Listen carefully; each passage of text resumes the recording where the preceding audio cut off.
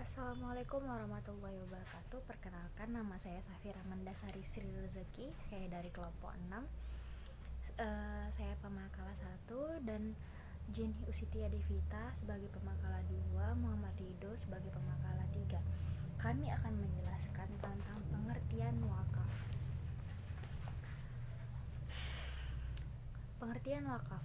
Secara etimologis, wakaf berasal dari kata waqafu, yakifu, yakfan yang mempunyai arti menghentikan atau menahan. Al-habs, ragu-ragu, berhenti, memberhentikan, memahami atau memahami, mengaitkan, memperlihatkan, meletakkan, memerhatikan, mengabdikan. Masyhad atau initifenom yang pada dasarnya berarti menahan, berhenti atau diam berdiri. Apabila kata tersebut dihubungkan dengan harta seperti tanah, binatang, dan yang lainnya, ia berarti pembekuan hak milik untuk faedah tertentu. Wakaf dalam bahasa Arab juga diartikan dengan menahan harta untuk diwakafkan, tidak dipindah milikan.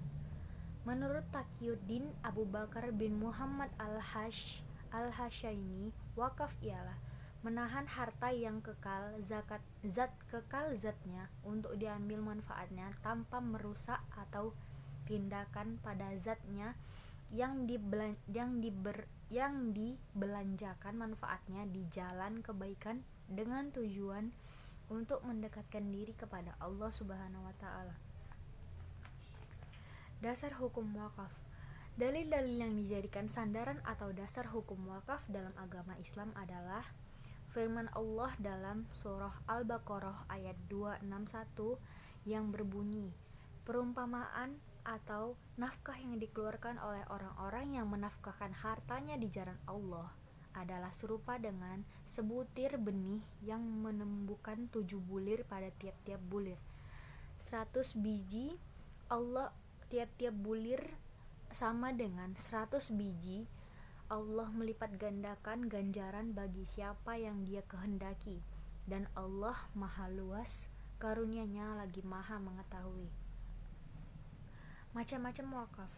Wakaf dapat dibedakan menjadi beberapa klasifikasi, yaitu berdasarkan tujuannya, waktunya, dan penggunaannya.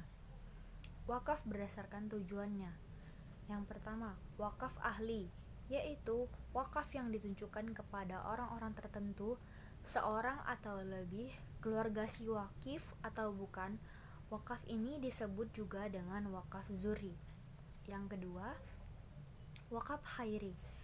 Wakaf khairi yang secara tegas yaitu wakaf khairi yang secara tegas untuk keperluan agama dan kemasyarakatan. Baik, Assalamualaikum warahmatullahi wabarakatuh. Saya Muhammad Rido, saya dari kelompok 7. Saya akan memaparkan rukun-rukun wakaf. Seperti yang kita ketahui, rukun merupakan kegiatan atau perbuatan dalam suatu kegiatan yang harus dilakukan, dan apabila tidak dilakukan, maka kegiatan tersebut dapat dikatakan tidak sah. Dalam rukun wakaf ini ada beberapa rukun yang harus dipenuhi dalam menjalankan wakaf, yaitu yang pertama, satu, adanya orang yang berwakaf atau wakif. Yang kedua, ada benda yang diwakafkan atau waquf. Yang ketiga, ada tujuan wakaf atau sigat alaih. Yang keempat, pernyataan wakaf, sigat wakaf. Dalam rukun-rukun wakaf tersebut terdapat beberapa syarat yang harus dipenuhi guna menentukan sah atau tidaknya rukun tersebut. Yang pertama itu dia ada wakif, orang yang berwakaf. Yang kedua, ma'ukuf atau benda yang diwakafkan. Yang ketiga, ma'ukuf alaih, sasaran atau tujuan wakaf. Yang keempat, sigat wakaf atau ikrar wakaf. Kemudian syarat-syarat wakafnya itu, yang pertama itu wakaf berlaku selamanya, tidak dibatasi oleh waktu tertentu. Yang kedua itu dia tujuan wakaf harus jelas, mewakafkan sebidang tanah untuk masjid atau seperti sebagainya. Yang ketiga, wakaf harus segera dilaksanakan setelah ada ijab dari yang mewakafkan. Yang keempat, Wakaf merupakan perkara yang wajib dilaksanakan tanpa adanya khiyar atau membatalkan atau melangsungkan wakaf yang telah dinyatakan. Sebab pernyataan wakaf berlaku seketika dan untuk selamanya. Kemudian penerapan wakaf di Indonesia. Di Indonesia, wakaf diatur secara formal oleh negara dalam sebuah lembaga yaitu Badan Wakaf Indonesia atau BWI, Badan Wakaf Indonesia, di mana ikrar atau ijab wakaf dilakukan oleh wakif di depan pejabat yang berwenang, yaitu Kepala Kantor Urusan Agama atau KUA. Sebagai pejabat pembuat akta tanah wakaf, kemudian dikeluarkan akta wakaf. Jika wakaf itu dalam bentuk tanah, maka oleh Kantor Badan Pertahanan Nasional atau biasa disebut agraria dikeluarkan sertifikat wakaf berdasarkan akta wakaf yang dibuat oleh KUA. Dengan dibuatnya akta dan sertifikat wakaf tersebut, maka harta wakaf itu terlindungi dari penyalahgunaan atau gugatan pihak lain. Demikian pemaparan dari materi saya. Assalamualaikum warahmatullahi wabarakatuh. Nama saya Jenny Usiti Devita. Saya akan membacakan materi tentang kedudukan wakaf dalam Islam. Wakaf merupakan salah satu bentuk dari lembaga hukum Islam. Oleh karena itu, ketentuan tentang wakaf juga bersumber dari ketentuan ajaran agama Islam. Wakaf berasal dari kata wakaf, artinya berhenti atau diam di tempat.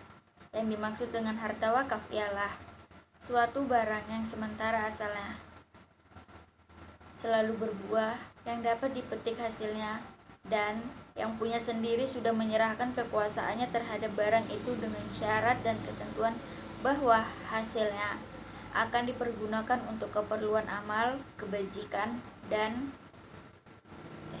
yang diperintahkan syariat. Wakaf pada dasarnya adalah penahanan pokok untuk selama-lamanya atas harta untuk kepentingan agama. Dasar hukum dari kewajiban melakukan wakaf di dalam hukum Islam disebut sebagai dalil, diantaranya adalah Quran Surah Al-Imran ayat 92. Wakaf yang dilakukan oleh seseorang harus memenuhi rukun dan syarat wakaf. Apabila tidak ada salah satu dari rukun, maka wakaf tidak akan pernah ada. Keberadaan rukun bersifat kumulatif, artinya tidak ada salah satu dari rukun berakibat wakaf tidak sah. Rukun wakaf ada 4, yaitu ada orang yang berwakaf atau wakif. 2. Ada sesuatu atau harta yang akan diwakafkan atau mauquf. 3. Ada tempat kemana diwakafkan harta itu atau al-mauquf alaihi. 4. Ada akad sebagai pernyataan timbang terima harta wakaf itu dari tangan si wakif kepada orang atau tempat berwakaf. Adapun syarat wakaf adalah 1. Wakaf itu mesti berkekalan dan terus menerus, artinya tidak boleh dibatasi dengan sesuatu jangka waktu. 2. Wakaf itu mesti dilakukan secara tunai, karena berwakaf berarti memindahkan hak milik pada waktu terjadi wakaf itu. 3. Hendaklah wakaf itu disebutkan dengan terang kepada siapa diwakafkan.